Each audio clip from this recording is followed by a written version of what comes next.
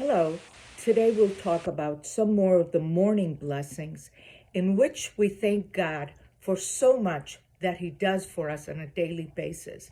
We'll concentrate on two of the blessings, Pokeach Ivrim and Matir Asurim. First, Pokeach Ivrim talks about God opening the eyes of the blind.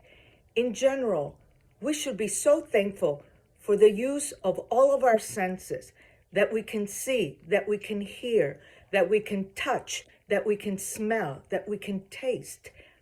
And only recently we all found out what it means to be without some of those senses. How many people lost their sense of smell, of taste during the COVID plague? Well, you couldn't enjoy food. You were afraid, is something on fire? Do I smell smoke? Can I smell flowers? Can I taste wonderful food? And then suddenly, as some people's senses came back after being ill, it was like an awakening. Oh, wow.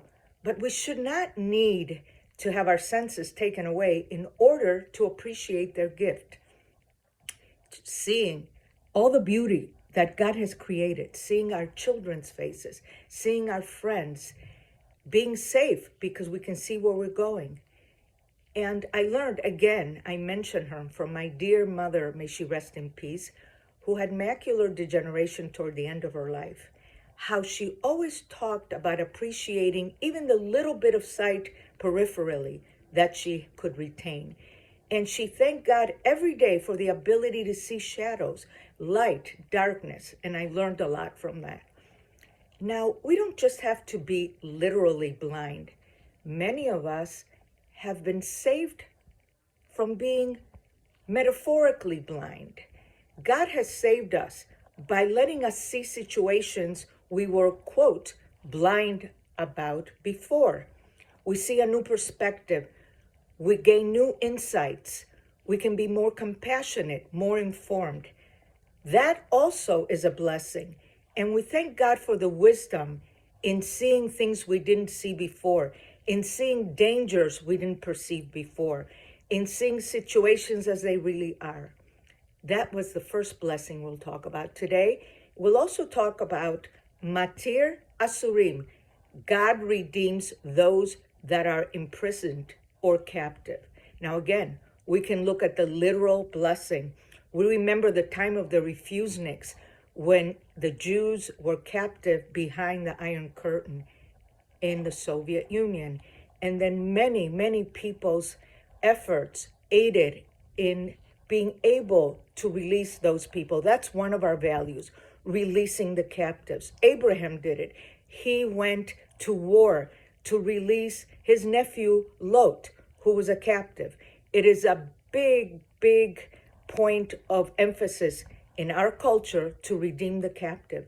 We know what we had to do about the hostages. So it's a big thing in the literal sense. But there's also the reason we thank God for releasing the captives or those imprisoned when they're not literally imprisoned. They could be imprisoned in a bad relationship. They can be imprisoned in a situation of abuse.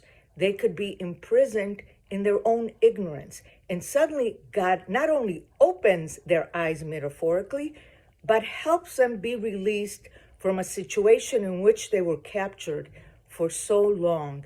And now you feel free.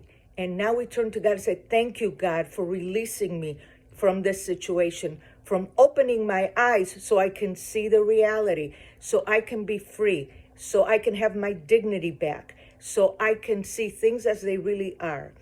And it is a huge thing to be thankful for and a huge blessing to have. Yet two more reasons in the morning to thank God.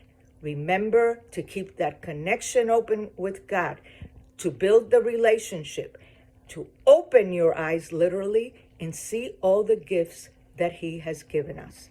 Have a great day.